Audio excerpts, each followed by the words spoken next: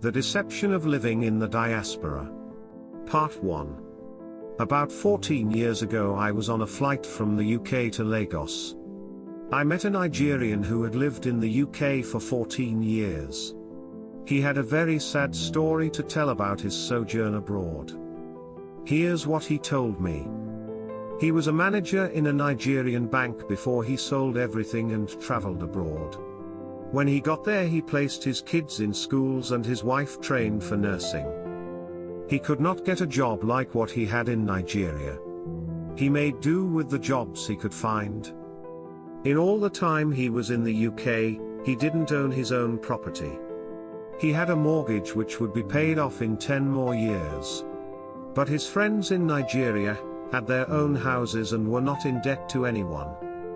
He said the only benefit he had from living abroad was that his kids had a good education and had good careers ahead of them. But after critically assessing his sojourn in the UK, he said it was a waste of his life. If he had stayed in Nigeria, he could have done better for himself. That man does not represent the experience of everyone who migrated to the UK. There are many success stories of migrants who made something awesome out of their lives. However, there are also many sad stories hidden behind the shadows of the good ones. The reason why many people living in diaspora do not want to return to their countries is not because their country of residence abroad is better than their nation in Africa. I discovered that the reason why they do not want to return is because of shame. The Deception of Living in the Diaspora. Part 2. I met a Nigerian in the US who has lived there for 20 years. He confessed to me that he posts nice pictures on his social media pages to make people back home think he's successful.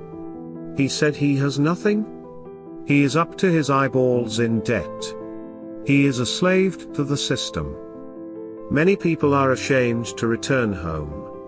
Many Africans are materialistic and the first thing they want to see is what you have accumulated and how much money you have made abroad.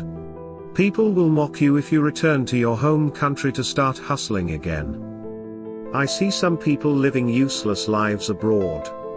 They post nice pictures on socials, they borrow money to travel back to their country for 1 month, then they are back to the grind to repay their loan. 80% of the people who tell you they are successful abroad are living in debt. As a Nigerian, I am not used to debt. What I cannot afford, I avoid. I don't care what cars my neighbors drive, I refuse to go into debt to sustain my lifestyle. I am pragmatic.